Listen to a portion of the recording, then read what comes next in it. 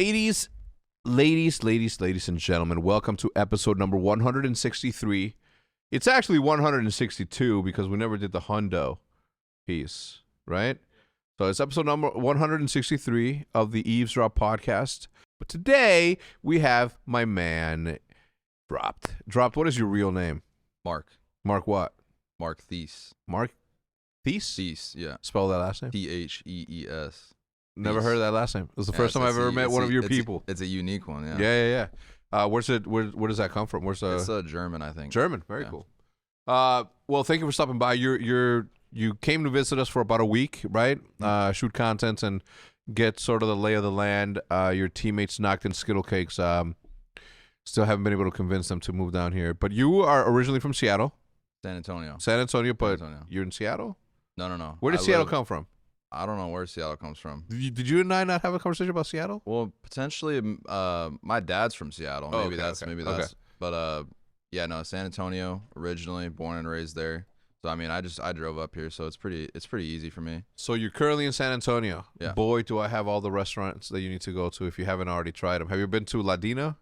No, I've never been to Ladina. I saw your video of the Idiots. I've been watching those, and I watched the San Antonio one, and there was some ones on there I'd never heard of. Yeah. I think it was like, what was it, the Mediterranean one? Ladino. That's Ladino? Dude.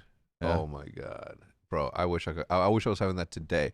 I'm gonna tell you why though, because like I'm watching what I eat right now, as I usually do on the first month of the year. Then it tapers off. But this time I mean it.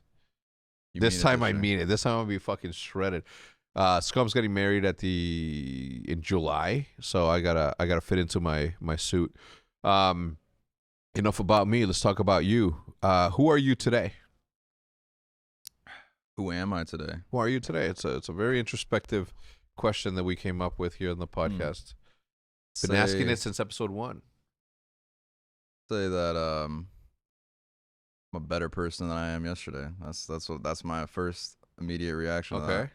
Try to get better every day, and at the game, holistically, everything. Yeah, you know, I do. The effort I put in, the way I look at things, all that kind of stuff. That's what I'd say. Very cool. So, born and raised in San Antonio. How was school like growing up? Were video games? How old are you? 24. 24. Okay, so yeah. Wow. When I was 24, Matt, I just moved into my first apartment. 24. Video games were always a thing. My dad was super into video games, so he kind of got me into them. What do you play? He played everything. I mean, the thing is, I can't remember back then because I was so young, but I mean, he played everything. He bought all the new consoles, and that was like what got me into it, was gaming with my dad. And we used to play like COD 4. That was like my personal favorite Call of Duty. Yeah. Mine too. Yeah. So I played that with him, and we would just switch off every life kind of thing, and that's what got me into video games, is just doing that with my dad. And yeah. I feel like in multiplayer games, it's not it's like every 3 deaths you switch off. Something like that, yeah. But no, that was, video games always a huge thing in my house. Uh-huh. I've always loved them. So Call of Duty 4, he played also Call of Duty 4? He played, I remember playing all the way back until the first Call of Duty as well. And I think when the first Call of Duty came out, I was like 5 years old or something like that. So it was in 2003, Call of Duty 1. Yeah. Or Call of Duty. Yeah. And I was like 4 years old, I guess. And I still remember playing those first couple before Call of Duty 4. Yeah. And I've been playing since I was a toddler. Now, in school, going through school, did people know that you played? Like, at what point, like, do you share that with people? Like, not really. I kind of like was always really good at video games, like with my friends, because I played football growing up, so that was like my life up until, I blew out my knee, and then that's when I like. What grade were you in? I was in 11th grade. Okay, junior. Yeah, junior. And then that's when I stopped playing football, because just horrible experience, and I guess I can go more into that later. Please but, do. So basically, yeah, I was always football, right? Mm-hmm. Texas, Texas, the culture is like massively football. Friday Night Lights. Yeah, so I played. I was really good, I don't have the size to like play in college, and I kind of always had that in the back of my mind. Obviously, like I still want to like keep my dreams alive and keep playing and stuff, but I knew that like I wasn't really gonna like be heavily recruited to go to college and play football. So I was really good. I was enjoying it, so I was playing it. What position did you play? I played D line and O line when I got hurt. So like I started out playing other positions, but when I actually got to the high like varsity, like I was D line, O line, and I ended up playing O line for my school's varsity team.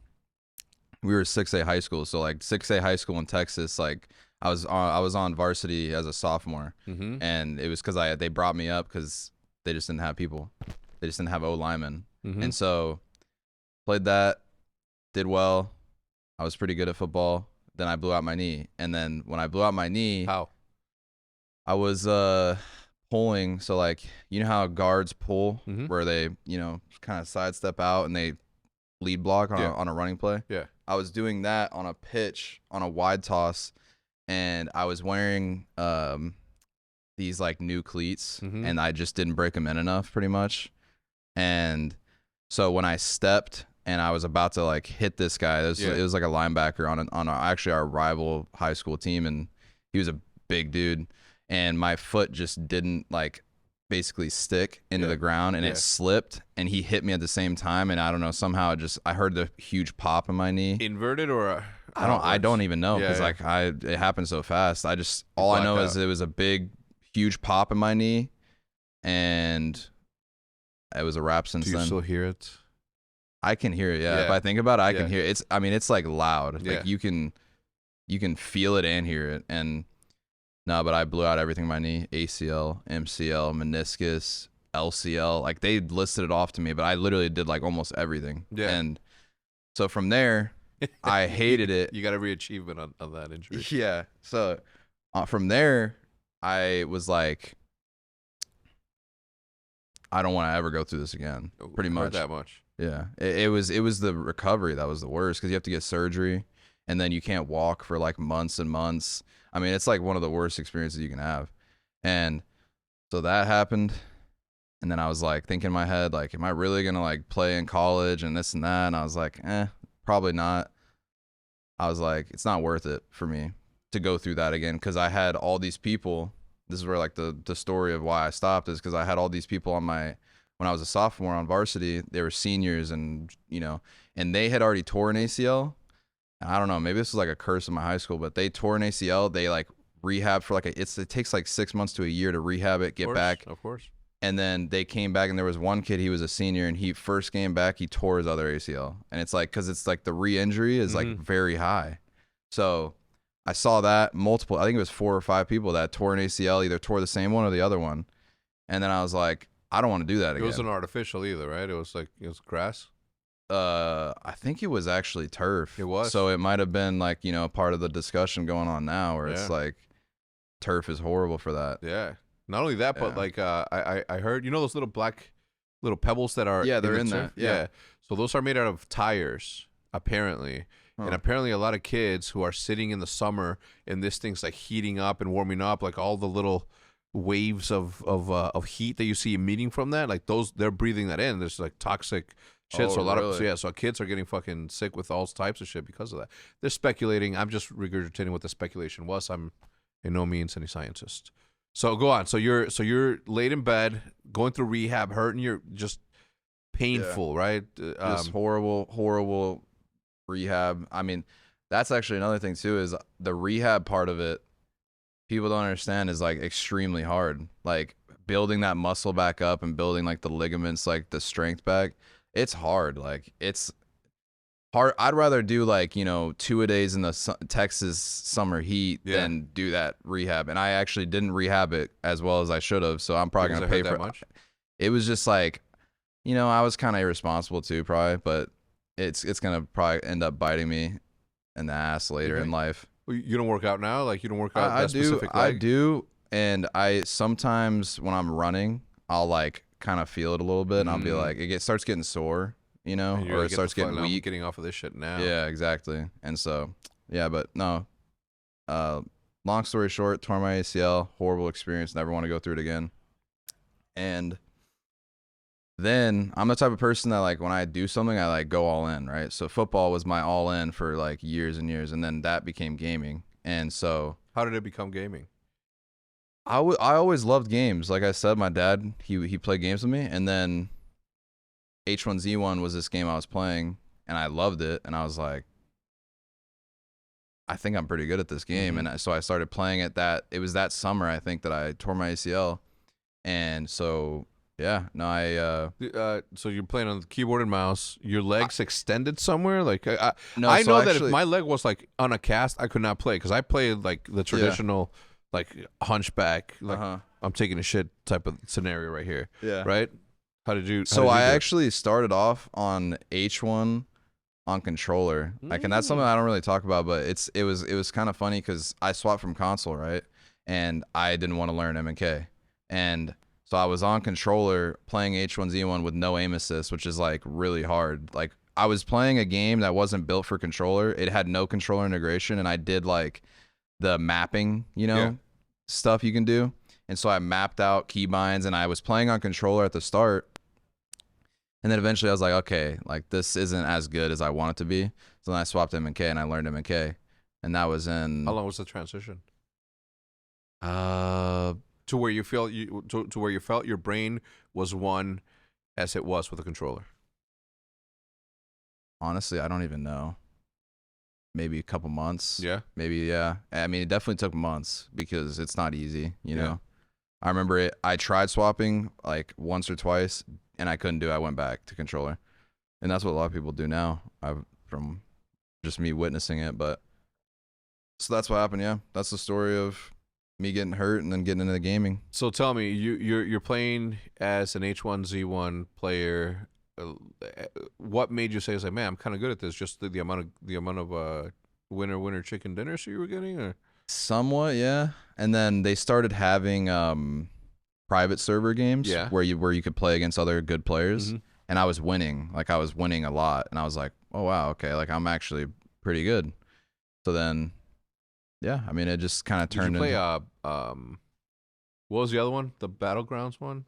PUBG. I played a little bit at the start, but not anything. It was really fun at the beginning, but it got boring to me pretty quick. Yeah. And then Apex comes out, right? And then like what made you give that a chance instead of sticking to what it was? You just you like variety of games? Basically, no. Actually, H1Z1. So the story of how I got into Apex was H1Z1 died out like 2018 or something like that. It had that pro league that ended up fizzling out pretty quick. I don't know if you remember that. I do. It was So I played in that pro league under TSM, and then that fizzled out.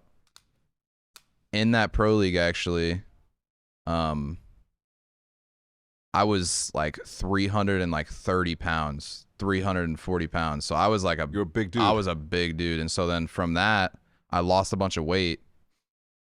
And then I was actually going to join the Air Force. My plan was to join the Air Force. I don't like saying I was going to join the Air Force. But my plan was to join the Air Force. Yeah. And I was going to literally start the process. And it would have been easy for me because it's in San Antonio, the main Air Force place where you train and everything.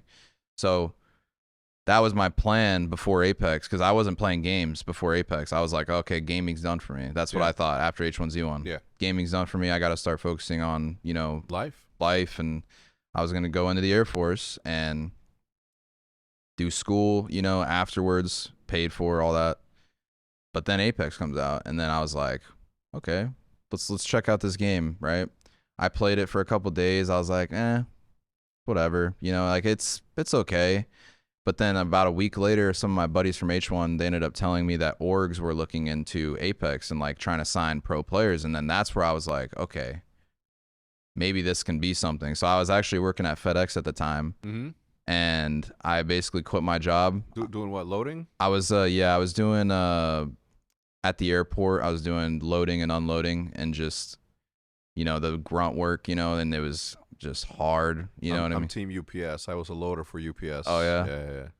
Yeah, no, so you know that's hard. The worst job I ever had. Well, one of the worst. Yeah, it's Forearms not easy. are just like burning because all the boxes they're just full of dirt. Yeah. Mm-hmm. Yeah, I hear No, you. it was horrible, and so I quit my job right on the spot. So if there's any loaders from UPS, U-Haul, whatever it is, props, man. Yeah. You guys are way better than I was. That ain't at it. easy. No. I didn't do that long either. I only did it for about a month, and that's when Apex came out, and I was like, you know what? I'm gonna put all my time into this. I'm gonna quit this job, and here I am. So it ended up paying off. Was did you ever have you had that roller belt that went down into the thing? So like when boxes were coming in, you would stop them, right? Like you'd have to stop them, and then with like you'd have to like play Tetris with like the packages and like and it's that was kind of like the job of the old. Were you scanning also at the same time, or somebody else? I don't think I had a scanner. No, dude, it was so bad for me, and this was like during high school that I used to sleep on the couch. Growing up, I slept on the couch because we had a small space. But I was sleeping on the couch once, and then I woke up to me slamming my hand on the coffee table, just like I just did like this, because I thought in my dream a box was going too fast. It was not, but I bruised my hand because I stopped it so hard, and I said I cannot work here no more. It was literally like that, bro. Like I had, it was in my dreams. It was so traumatizing. I know. So shout out to, again, you manly or womanly, but manly men doing this thing out there. It is not an easy work, man. No, it's not. I just, that's the worst job I've ever had too. Yeah, easily. So props. Give them a raise, UPS, FedEx. Loaders need that raise right now. Show them this video. If you're a loader, show them this video. Tell them I said that. All right, so you orgs are looking. Yeah. How do you put yourself in contention, or how do you become a part of the conversation? So basically my H1Z1 connections that I had from before really played a part in that, and I ended up getting hit up by some of my old teammates from H1Z1, and they were like, "Hey, you're really good at H1Z1. Why don't you like come try out with us?" It was actually Huskers and Sweet Dreams. If you, yeah. So it was those two, and they knew me from H1. They were like, "Hey, dude, you should come try out," because they were trying to find a third, and so I went and tried out. They liked me a lot, and they picked me up, and I was really quick into the Apex. So I mean, I quit my FedEx job, played Apex for probably less than a month, putting all my time into it, and then I was like signed to it was Rogue. You remember Rogue? I do, of course. That org. Yeah. So did what was your salary like there versus FedEx? Oh, was it more? I mean, yeah. I remember when I was at FedEx, I remember getting my first check. And sorry, around how old were you when you were at FedEx? This was 2019. So I was 19. 18, 18, I think. 19? I think I was 18, All right, 19. cool. So you get your first check from FedEx? I got my first check from FedEx, and this is already before FedEx. I was getting paid from Esports, right? So I was like making decent money in Esports, and I got my first check from FedEx, and I think it was like $200. And I worked hard. For 2 weeks? Yeah, I think this was like, it was like paychecks. $400, and it was like, 2-week paycheck. I got it, and I got it back, and I was expecting to see more, and I remember seeing that, and I was like, taxes, insurance. Yeah, all that stuff. And I was like, God. And then when I got back into esports, I was like, yeah, I never want to go back to that, like that hard of a job. Yeah. And it really, I mean, but that's the thing though, for me, I'm glad I did it. Yeah, 100%. It puts things into perspective. 1,000%. Yeah. Yeah. Because it makes you realize, like how hard you have to work for your money. And it makes you not like, because that's what I think a lot of gamers don't really understand that, especially these people that went straight from high school or whatever, and they didn't ever have an actual job. Yeah. They start getting paid all this money. They just spend it, blow it. Don't understand like the value of a dollar. Yeah, exactly. The value of a dollar. My dad always told me that, and that's what I'm glad I worked at FedEx, because that really taught me. And because I remember working hard. Like I worked hard, man. Like I always work hard what I do. Mm-hmm. And I got that check, and I was like, I couldn't believe it. Yeah. But it taught me a lot. So how many more of those paychecks did you go through before you were just like I said, I only worked there about a month, so I think I only got 2. Yeah. And 2 was enough. Did you do anything else? Like what other jobs have you held in your life? just because I was in gaming literally while I was still in high school, and then out of high school, H1Z1 died, FedEx, Apex. Here we are. Apex has only almost been out 5 years. And you've been at it since At the very beginning. very cool. And so when did you get on TSM? That was in 2018. Okay. So, but I've been doing esports and like signed to orgs and stuff. I think I got signed in H1Z1 in 2016.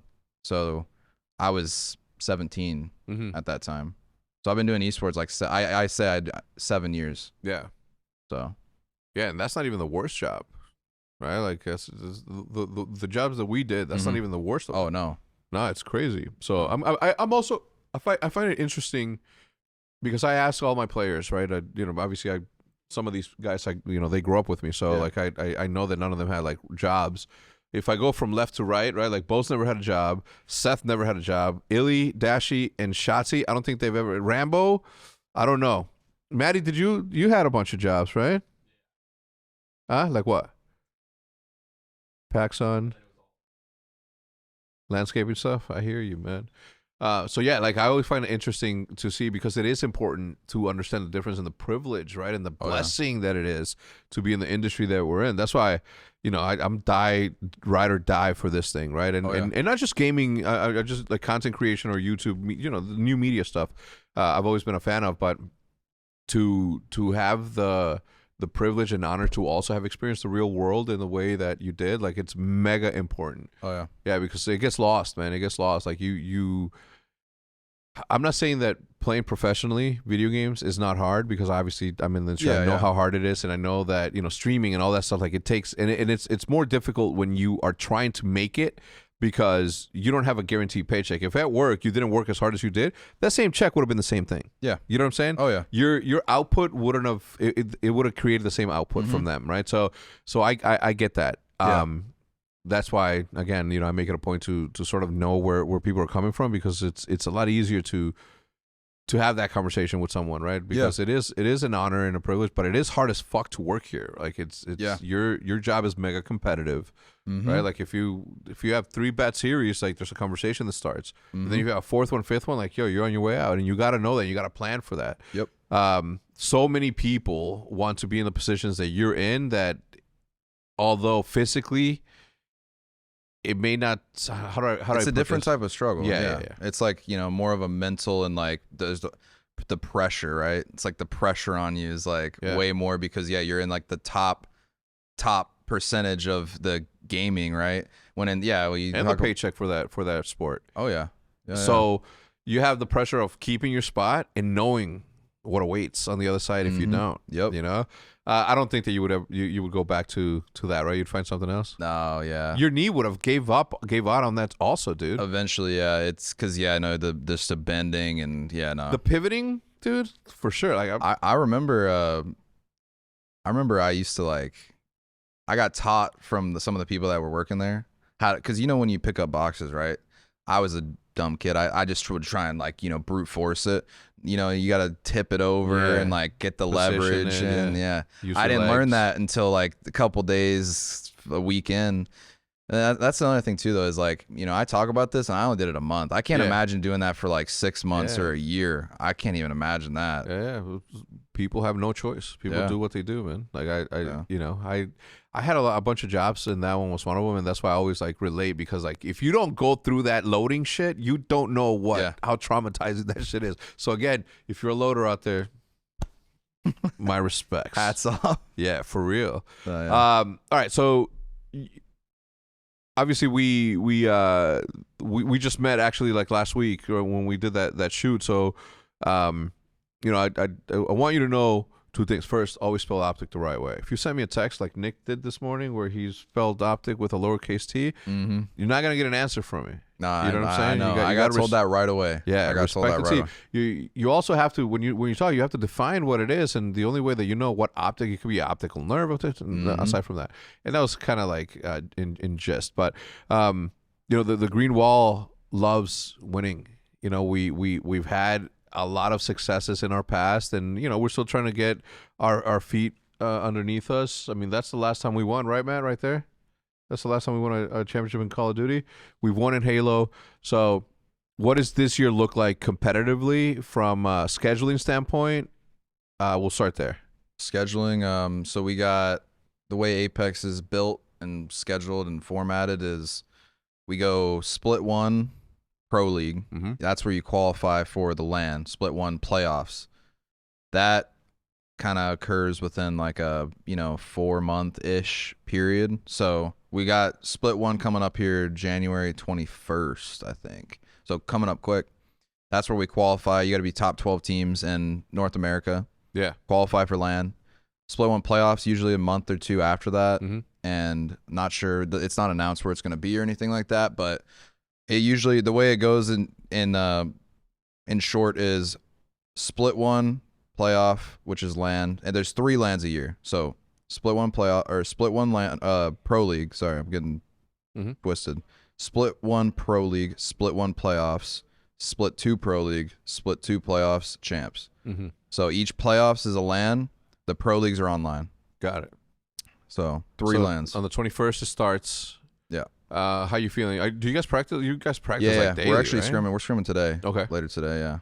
Who you guys? How does scrims work in that? So in Apex, it's like they're a little bit harder. Like I wish I played like a game like COD or where you can just schedule scrims against one team. Mm-hmm. You only have to worry about that one team. 20 teams in a lobby is how our scrims work, and so it can get really coordinate 20. Yeah, fuck. It's hard to coordinate. Number one, and then number two, to get all 20 teams on the same page, same effort. Some people start trolling, and like it's a mess sometimes in BRs when it comes to scrimming. I wish I could just scrim against like 1 or 2 teams. You know what I mean? Like at a time, I got to scrim against 19 other teams at a time. It's and some rough. take it serious, some don't. Yeah, that's the plague of BRs is the practice. Because when you go from scrims to ALGS, which is like in Pro League, which is the big where everything is on the line, it's a world of a difference. I mean, people in scrims love to just run at you, just get reps, chow everything, and then you get to the actual real thing, and it's like cowering they're away. scared. Yeah. But that's the thing about our team is we do the same thing in both. And it kind of is annoying because when you do that in the scrims where everyone's just running at you, it can kind of like backfire on you because, people are playing way more aggressive and they're going to punish you on certain things. And then when you get to the real thing, the teams that stay aggressive, which is all the best teams, that's why it pays off the most when you stay aggressive and you play when the same everything's way. on the line. Yeah. Practice as if you like you would play. Crim 6 didn't teach. I never competed, so that mattered, but that's one of his main things is like I play same chairs, same everything that was going to be in that tournament has to be exactly the way that he trained every single day. So he would call ahead and say, hey, what chairs are you going to use at that tournament? And this was back in the day when there was like no chair sponsors or any of that. So he would get the information on the chairs and then he would buy that chair and play on that chair on the same monitor as that. Like he literally took it that seriously, and I guess you have to, obviously, right?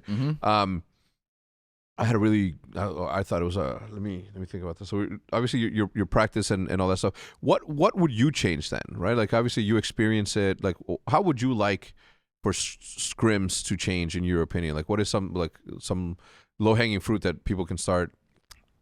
It's just what you said. Practice like you play. That's what I want everyone to do, and that's what I see a lot of not happening. People don't practice like they play. And it's unfortunate because I wish that people could because that's another thing is like when you have everyone that doesn't practice like they play, you can't get really good practice leading into these tournaments, right? So then it just becomes a thing where if you aren't experienced, you're not going to like play well at the beginning. And then if you don't play well at the beginning, you're probably not going to make LAN, right? That's just the way it goes. And it's like all these top teams stay at the top because the practice isn't there. Like imagine if there was practice and everyone practiced like they played, there would potentially be new teams that could really get better in practice. And that's like the issue with Apex is like, you don't want them to get better. I don't want them to get better, but at the same time, it's like, you want it to be competitive. I want to get better too from scrims. So I don't know. I just wish that everyone would play like they do in the real thing. You know what I mean? And practice like that. I mean, but there is a competitive advantage to you not giving up all your secrets so early in the game, though, right? So I think we don't do that anyway, though. So it's like either way, it wouldn't change anything for us because there's certain strats and stuff, as I'm sure in COD and everything else. you don't show in practice because you don't. That's why I don't play S&D, right? The search and destroy is the only thing that they don't. Oh, they don't play that in scrims? I don't think they practice S&D, right? They do now? Best of 11s? Yeah, I think what Seth said once is like the breakout is going to be the breakout on any of the respawns, whereas like, there's really no strategy. I mean, breaking in and like sort of getting out of those like different, but for a while they didn't play S&D because S&D actually requires strategy, and they played against other people, but not against the teams that they were going to play ultimately. Just because of the way things shake out. But Call of Duty right now is in a very weird state because the league itself isn't as I'll say it like this, and fucking wait until I complete my sentence before you guys fucking clip it, right? Because the league is in a weird spot because the commitment to the success of the league isn't as supported as the people working on the league, right? So there's a level of league people, and then there's people above them. So it's an industry, right? So it's a business. Those people don't see the same value that these people do, and so it's like the reciprocity there, it has never been there truly. What is the state? What's the LGS like?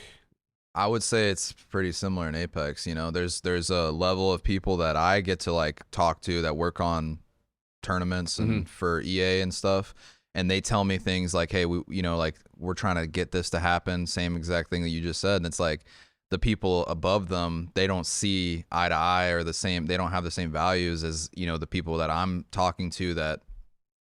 And it's unfortunate. It's the same exact way because, I mean, it's just this past year, I'll give you an example, is they did all 3 tournaments in the UK, which... Why? It's supposed to be based out of there?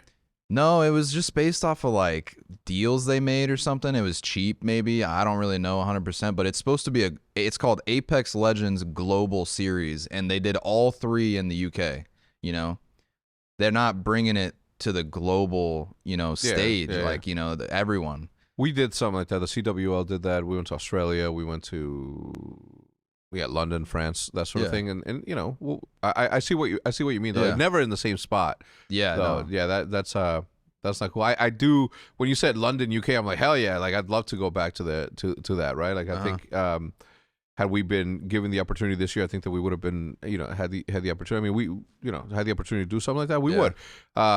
But not all 3 all at once. I got tired of it. Like, it was super cool at first, but then they went from one, then the next one was in the same exact venue, and it's like, I don't know. To me, I would prefer. Yeah, I want a variety. I want more fans to be able to get involved. Copper Box. Copper Box. It was 2 Copper Box, and then one in Birmingham at the Alabama. Okay.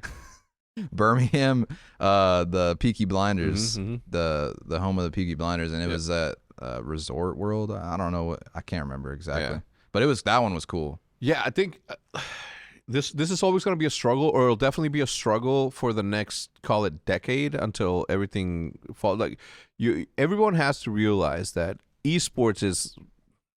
You could argue that it's 30 years old. You could argue that. But in reality, and the reality of things is that we're only like 15 really true years into this thing.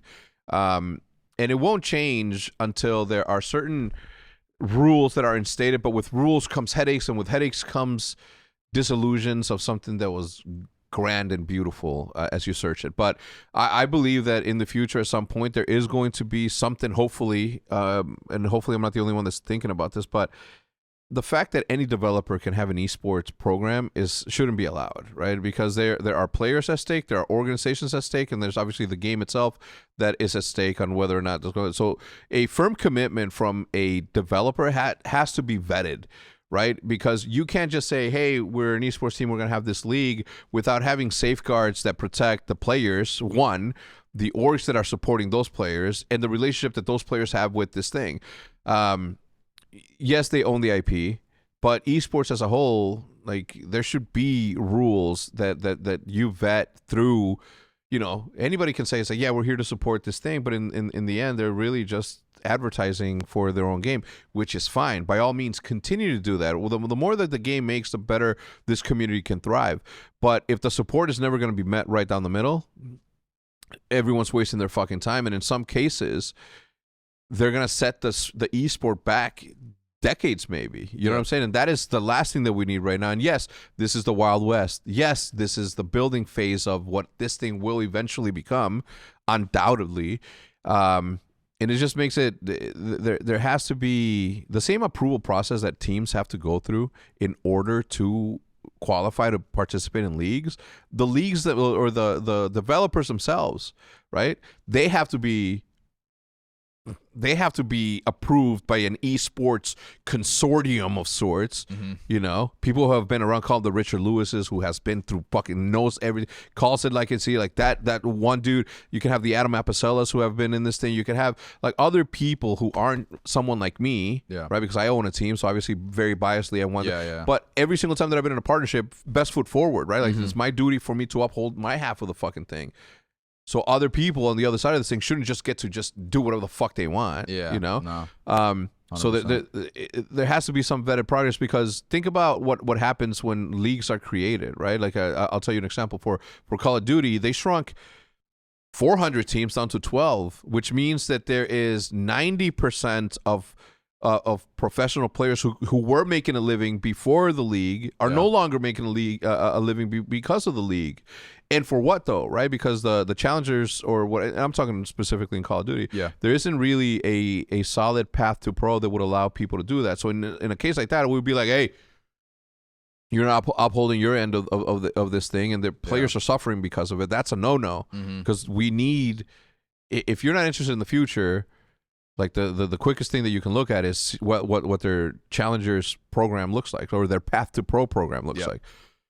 So, you know, people get disheartened and sort of disappointed in the way that things are going. But, you know, when you put it into context that, you know, what we do now is going to matter and it's going to shape the way of the future, then you have some reward there. Something, it's delayed, right? It's a delayed sort of gratification, Matt, delayed gratification. Thank you.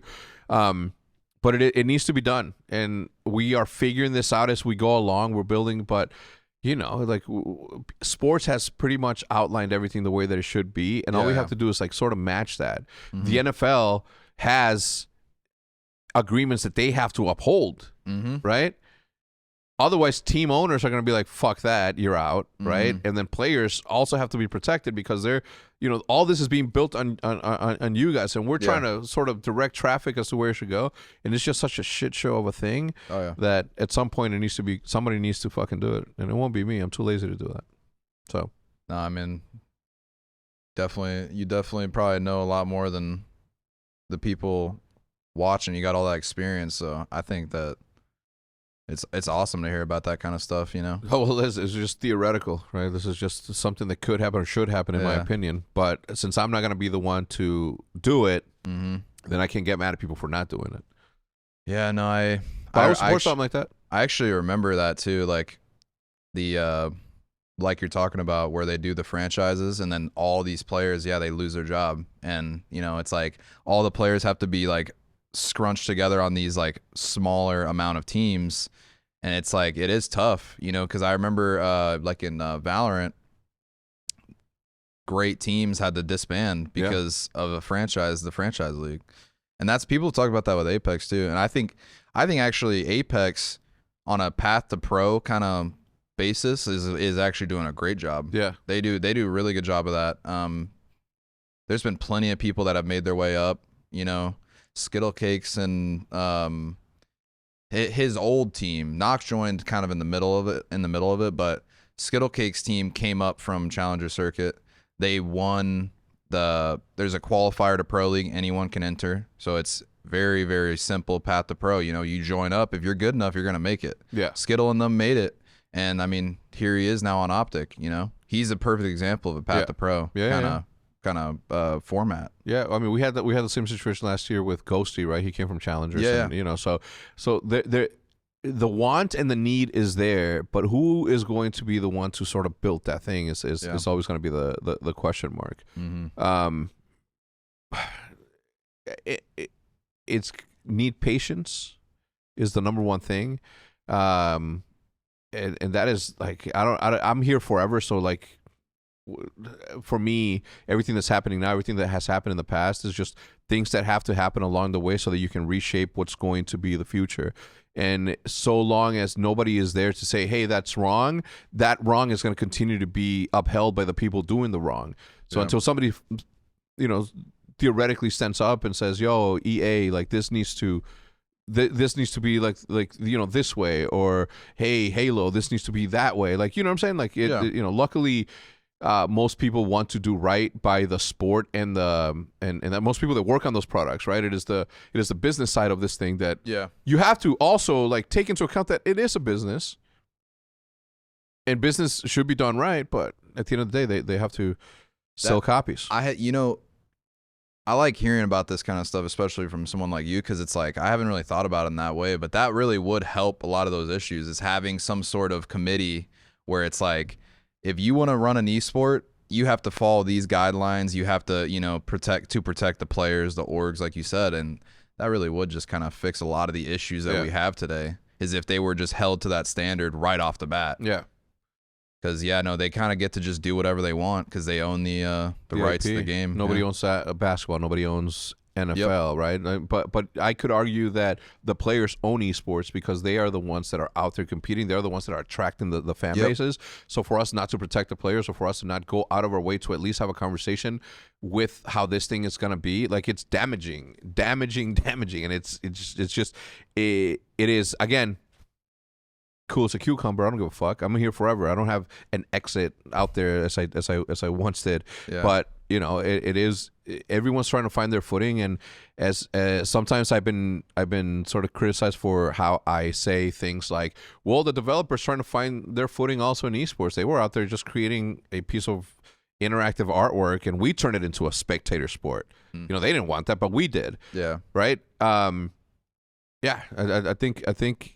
As esports progresses and grows, how old is the NFL? How old is the NBA, Matt? Like, if you think about it, right? Like, they look at what they've become with 10 years since 1920. Think about that. Yeah. I mean, I remember seeing that documentary about the Lakers. Yeah. And how they were struggling. Time. They were struggling back then. Who was it? Gary Buss? Who was it? The guy, and it's crazy how the NBA is like just blown up, and the Lakers specifically just blown up to probably the biggest organization. Yeah, they saw it for what it was. They saw it for what sports is. It's like in its very core, it is competition, but the show itself is something completely different. Yeah. And when you are creating the show around it, you have to create so many safeguards and a bubble that protects the competition aspect of it, so it doesn't interfere so much. And the understanding is, yo, you guys are the players, sure. All of these people here aren't here to see you play. You are here to entertain all of these people by doing your very best at beating somebody else. Yeah. But don't get it fucking twisted, ever, right? That as a player, you are there to serve a massive community, right? And as long as that doesn't get lost, the symbiotic relationship that we all have is going to thrive. But since 1920, the NFL has had the opportunity to create teams that are worth, or to create a property that is worth $1 trillion, whatever. You know what I'm saying? Who knows what esports will look like in 100 years? We're doing pretty good, if I do say so myself. I mean, obviously, granted, we have technologies that these olden times didn't, and it is our duty to take whatever blueprint that they have set down for us to innovate it in a way that makes it better for the audience. Audience first, always. Audience, competition. And the managing of all that is a symbiotic relationship that has to be taken very seriously. So when you have the players, the orgs, and the leagues, each three has to uphold their end of the bargain to create something. Yeah. So lots of ways to go until we are. What's the math on that? 20? What's that? 80, 100 years almost, right? 100 years.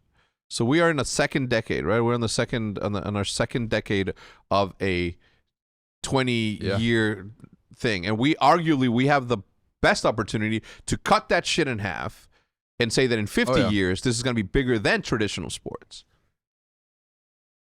That's the future I see. We'll see if I'm right yet again. That's the future I want. Yeah. That's something as like a pro player. I want to be able to stay in esports my whole career, kind of like how you're doing it. Like, you know, you want to stay in esports in some facet, you know, like maybe not as a pro player. I don't know if I'm going to be a pro player till I'm 40, but like in some way I want to stay in esports because I just love the competition of gaming, and I have so much knowledge about it now because I have so much experience with gaming. That's what I want. That's what I want to do. So hopefully. And you know, it will be scary for some, you know, developers to be like, well, I can't commit to something like that. I can't. We own the game. You know what I'm saying? So, but there is something to be said about the benefit in two people putting their best foot forwards and doing something. HelloFresh obviously coming back as they usually do. HelloFresh is one of the most interesting and beneficial ones that sponsors that we've had the pleasure of working with, because what it is whether you're finding a resolution to save money on spending on food, or whether or not you're trying to get healthy, or whatever it is that you do, like, because it allows you to say hello to your most delicious year yet with fresh ingredients and chef-crafted recipes at a price you'll like, delivered right to your door. So don't let recipe boredom strike, because HelloFresh has more options than ever before. Dig into their biggest menu yet with over 45 dinner options to choose from weekly, and even market add-on items that will suit your lifestyle. Yeah, and look, always just remember me anytime, so you guys know that I'm not over here all grabby hands. Matt and I split these. Ever since they started sending them, they sent them here. We split it down the middle. He eats it, I eat some. That's how we do it. And I got to tell you something. It saves a lot of time when I'm in between matches, because now I'm playing Ultimate of OpTic matches. Okay, same teammates, so same results. But anyway, they have. They said breakfast is the most important meal of the day. Sure. And guess what? HelloFresh agrees. In fact, they are giving all subscribers free breakfast for life. L-I-F-E, life. That means that you'll enjoy totally free breakfast item with every single HelloFresh delivery. Now, that's worth waking up early for. So, how this works is if you go to HelloFresh.com/HECZ free, that's H3CZ free. I'll leave a link in the description down below to make it super easy for you to just click on it. But if you are going to type it out, it's HelloFresh.com/HECZ free with a 3. And at checkout, you use code H3CZ free, the same, HECZ free with a 3, for free breakfast for life. One breakfast item per box while subscription is active. That's free breakfast for life at HelloFresh.com/HECZ free with code HECZ free. That's H3CZ FREE at HelloFresh.com/HECZ free. So, link in the description down below. Make it super easy for you to get there. Why don't you just get better, get healthier, and taste the healthy options that they have, and cut all the mess of you cooking, cut all the mess of you ordering, cut all the mess of you going to the store and picking your items. Make it easy for yourself. Moving on. You have the link in the description. Go check it out. Next, we have something that I saw on the internet once, and it completely left my brain. And right now, when I saw them on the screen, I felt super happy and enthused to tell you about Magic Spoon. Because like many of you, my New Year's resolution is to cut back on sugar. Because growing up, cereal was one of the best parts of being a kid. But as I got older, I had to watch out for sugar and empty carbs. Magic Spoon has the amazing flavors you love, but high protein and less sugar. So here's what I got to tell you right now. A variety pack of 4 flavors that has cocoa, fruity, frosted, and peanut butter. This pack has 0 grams of sugar, 13 to 14 grams of protein, and 4 to 5 grams of net carbs. Only 140 calories per serving. It's high protein, has 0 grams of sugar, keto-friendly, gluten-free, grain-free, and soy-free. So for me, as soon as I give this a shot, which is going to be this week, I got to tell you, the easiest one that I see here that I'm going to like is the peanut butter and the chocolate one. I'll report back as soon as I get back from this. But if you go to magicspoon.com/eavesdrop, all capitalized, that's MAGICSPOON.com /EAVESDROP, all capitalized, to grab a variety pack and try it today. And be sure to use your promo code that I'm about to give you, all capitals, Eavesdrop, at checkout to save $5 off of your order. And Magic Spoon is so confident in their product, it is backed with 100% happiness guarantee. So if you don't like it for any reason, they'll refund you your money. No questions asked. So remember, start a new year off right with a delicious bowl of high-protein cereal at magicspoon.com/eavesdrop and use code eavesdrop at checkout to get $5 off. Thank you to Magic Spoon for sponsoring this episode. We'll see you guys next week. Back to my man Dropped. What do you hope for this? What sort of changes do you foresee coming in Apex that will make it better, that will make it more sustainable? Well, one of the things that OpTic's involved in is the partner program with Is that announced? ALGS. Yeah. All right, cool. Yeah, it's announced. So I mean that's the first step, and that was big to see that, because EA before, they had a bunch of teams that didn't even have teams anymore. It was a weird. They had like this grandfathered in system of partner program before, and they finally opened it back up. So that was a good step forward for Apex and ALGS, and OpTic got involved with that, a partner team now. So that's really good.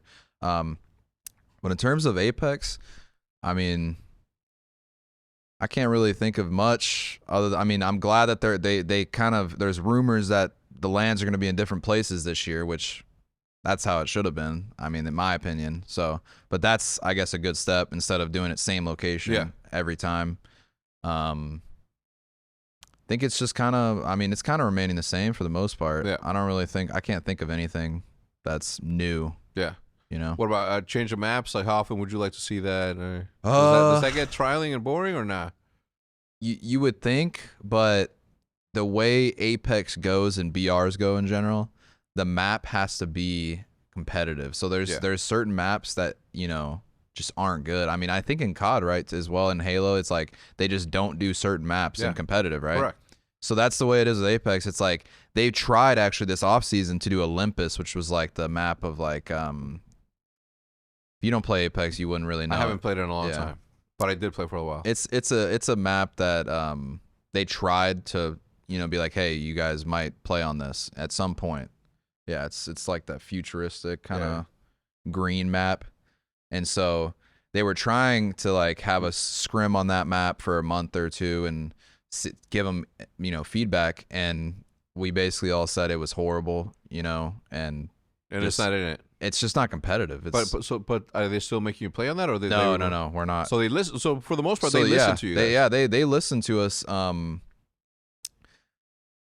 would say that in terms of Apex, they do a good job of listening to the pro players when it comes to our competitions. When it comes to the game, they don't care what we say, but like when it comes to our competitions, they really do listen to us, which is a awesome thing that they do. Is they really listen to the feedback. Yeah. At the start of Apex, Ghost Ayame, you remember Halo guy? Yeah, legend. He was the esports guy for Apex at the beginning, and he actually just left about a year ago, year and a half, I don't know. But he kind of laid the groundwork for Apex, I think, because they were really player first because of Ghost. He was awesome, and I'm glad that he was at the start of the Apex esports. Yeah, because I think he laid the groundwork for a lot of things, and then he worked with Shaheen, he's been in contact with OpTic, you know, people, and he's a great dude. I love him. But they do a good job of listening to the pros and like taking our opinions when it comes to our competitions. They do an awesome job of that. That's good. What is the who? All right, so when it's on the 21st is just regular online. It's online, yeah. Okay, and then the travel circuit begins when? They don't see the thing. They don't announce the dates. Like we might know, actually. Maybe I don't know. I don't know, but only reason I'm asking is because I want to come to one with you guys, and I want to make sure that I'm scheduling my year accordingly, because it's way better to do it that way. I've never done it that way, but I've never scheduled anything away. But now, obviously, with the opportunities that are out there, I have to. So, if you could pick your 3 best places to have these things at, where would it be? I want one here, and or in Arlington. They were planning on doing one in United States. Yeah, I want it more specifically in Texas, because I'm a Texas native. I love, you know, optics in Texas, and ton of OpTic fans here, so it would be. We have a ton of fans everywhere, right? We have a ton of fans everywhere, but. You know, I've seen the lands that happen in Texas and like COD and stuff, and it's crazy. The green wall goes crazy in Texas. So I want Texas first. I want Texas to start because this year we're like my number one goal, and I said this on the other interview I did too. The number one goal is to win a land this year, and I want to win the first one because then after that, that's when I can focus on. All right, let's win the next two lands. I want to get one down. Break the ice. I want to get one down, and I want to do it in Texas with a ton of OpTic fans there in person. That would just be awesome to do that for the green wall. You gotta come up. Depending on where it is. All right. So United States, where else? I want for champs. I want Japan because in Apex, Japan is they have a massive fan base in Apex over there in Japan, and also I'm selfishly I want to go to Japan. I'm going in like March or April. Yeah, dude, I want to go there so bad. If anybody's from Japan wants to say hello to me, put in the description. I'll let you know how. So that for champs, I really want to go. Like Tokyo, I want to go so badly, man. Like really, really badly. Do you like seafood? Love seafood. Sushi and love sushi. Dude. I can't wait to go to Kinzo. Kinzo in Frisco is the best sushi place you're ever going to have. Really? It costs a pretty penny, but it's worth a beautiful penny. Oh, yeah? Yeah. I sound like fucking Donald Trump there. It costs a pretty penny, but it's a more shiny penny once you get there. No, but I love sushi. Like that's the number one. I'm a big foodie kind of guy. Yeah, so Japan is my number one because of that. Because I love sushi. I love ramen. I love seafood just in general is like my favorite type of food. Yeah. So I'm jealous that you're going over there. Yeah. I might be going there 3 times this year. Really? Yeah. And you never been before? Never been before. I want to take a family trip there. My daughter, obviously, she wants to go see all the Pokemon stores and all the other stuff, anime stuff. I want to go to the toy stores. Boy, the toy stores, yeah, the little toy stores in Japan. Yeah, for like what kind of stuff? Name it. Like I want to get the what's it called? The 89. The car from Initial D. Do you watch anime movies? No, I don't really watch anime too much now. I did in high school. There it is. The Toyota Sprinter Trueno 886. I don't want to get that, although I have considered buying it. But I want to get like the toys, like the official, yeah. But I want to find it. I don't want to go to, I want to be looking through it. And I'm like, oh, there it is. I want to have the whole thing. Yeah. Right? But like food organic, for sure. Yeah. Organic experience. Yeah, toys. I want to go. I want to go to all the stores. I mean, it's my sort of jam, man. Like hip hop is huge there. The car culture is huge there. I'm not big into cars. No. Really? Like I couldn't tell you what where the carburetor is, but I also couldn't tell you what the gallbladder is. So I mean, I don't fucking know. Okay, I got you. But yeah, I like driving them. I don't want to know how they work. You know what I'm saying? I'm pretty much the same way. I mean, I like cars, but yeah, I'm not. I like driving them. I'm not a car guy though. I wouldn't consider myself a car guy. Yeah. Cool. So if United States is good, Tokyo is good, where's the third one? I want Australia. Never been to Australia, but I once again selfishly want Australia for seafood and. Damn, you're really into seafood.